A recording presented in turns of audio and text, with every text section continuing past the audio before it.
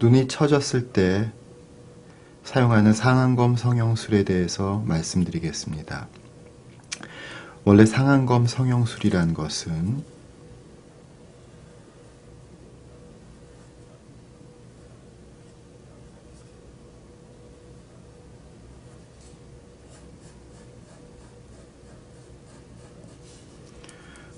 눈 위에 눈꺼풀이 이렇게 눈을 덮게 되는 눈의 노화 현상을 개선하기 위한 수술이죠.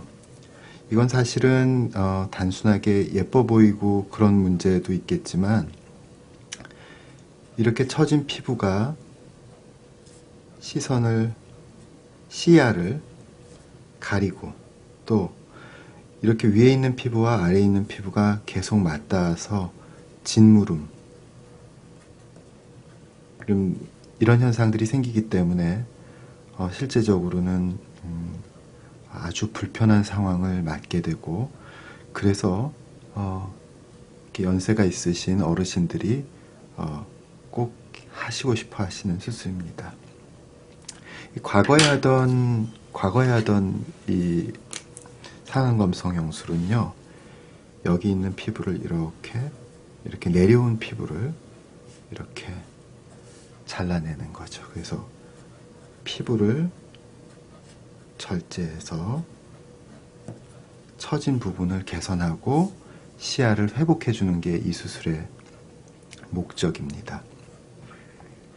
그런데 이 수술은 조금 문제가 있죠.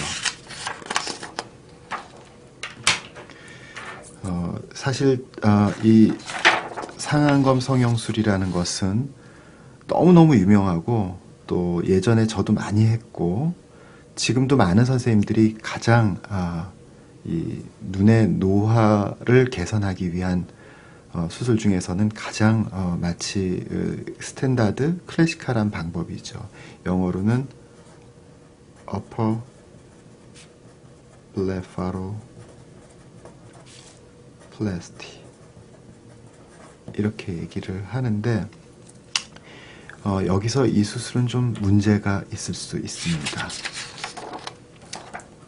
이 눈에는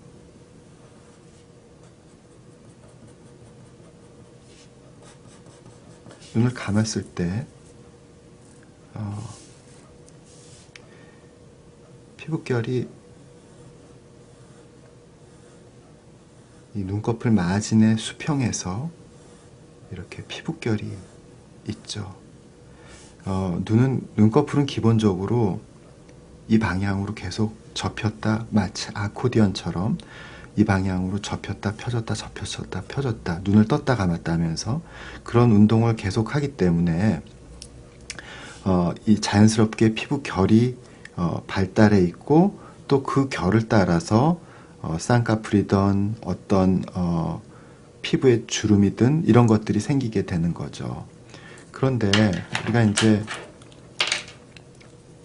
상안검 수술을 한다고 하면서 피부를 이렇게 오려내게 되면, 오려내고 붙은 이 흉터가 이 피부결하고 일치하지 않는 거죠. 당연히 이 피부결을 이렇게 크로스하는 현상이 생기게 되는 거죠. 우리가 예쁜 쌍꺼풀을 만드는데 첫 번째 조건이 뭐냐면요, 이 피부결의 라인을 일치시키는 거죠. 작게 만들고 싶으면 이렇게 작은 라인을, 크게 만들고 싶으면 이렇게 큰 라인을 만들면 되지만, 쌍꺼풀 라인을 이 피부결에 이렇게 거스르거나 비스듬하게 만들어서는 안 된다는 게 쌍꺼풀 수술에서 가장 중요한 원리거든요. 근데 이 상안검 성형술이라는 것은 그 법칙을 어긋나게 합니다. 그래서 이 피부를 이렇게 잘라낸 이 부분을 합친 이 자국이 이 피부결과 일치하지 않는 부분이 이 피부를 잘라내는 양을 많이 하면 많이 할수록 더 길어지죠. 또 하나 이제 문제점은 이렇게 피부결이 상안검 성형술의 문제점 첫 번째는 피부결의 맞지 않는 쌍꺼풀을 만든다는 게 가장 큰 문제고요. 두 번째 또 중요한 문제점을 만듭니다. 원래 눈꺼풀은 위로 올라갈수록 피부가 두껍고 아래로 내려갈수록 피부가 얇죠. 그러니까 속눈썹이 있는 데는 피부가 아주 얇고 이 눈썹 쪽으로 올라가면 피부가 두꺼워요. 네. 그런데 쌍꺼풀이라는 것은 피부가 한 번 접고 두 번 접혀요. 이렇게 피부가 두 번 접혀서 접혔다 폈다 접혔다 폈다 이렇게 운동을 하는 게 쌍꺼풀이거든요. 그래서 눈을 떴을 때는 피부가 이렇게 세 겹이 한꺼번에 피부가 접히게 되는데 그 선이 이제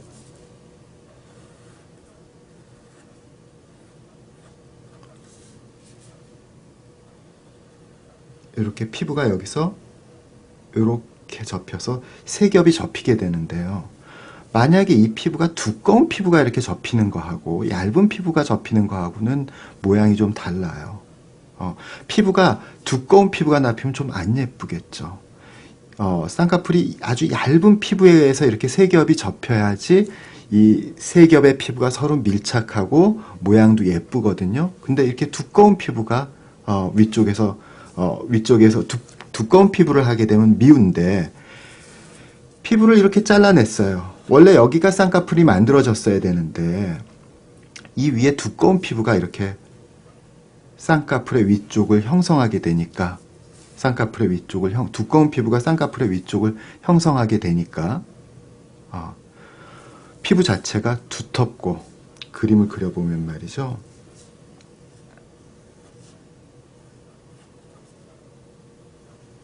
피부결이 이렇게 잘 안 맞고 여기가 두껍고 그래서 두 번째 문제점은 이 상안검 성형술의 두 번째 문제점은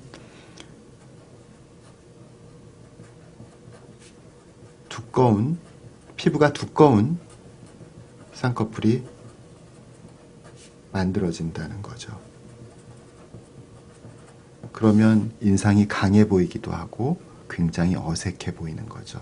바로 이런 이유 때문에 이 상안검 성형술은 아주 고령 피부 처짐이 아주 많으신 분들 한 80대 이상 이런 분들을 위해서는 아직까지도 사용하고 있습니다만 얼리 에이징 그러니까 한 50대 후반 70대, 60대, 70대 초반 이런 얼리 에이징에서는 이런 식으로 라인을 만들면 처지는 것은 개선되지만 모양은 아주 어색하고 아주 간단한 수술을 아주 많이 한 것처럼 수술 성형에 중독된 것처럼 그런 모양을 보이게 되는 거죠. 그래서 저는 이 방법은 권해드리지가 않습니다. 이 50대, 60대, 70대 초반까지도 저는 이 방법은 권해드리고 싶지 않습니다. 그러면 어떻게 하느냐?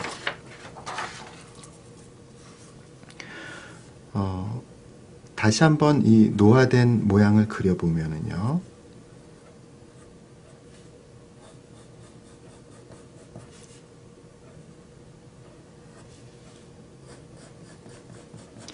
이렇게 눈꺼풀이 처진 것은요.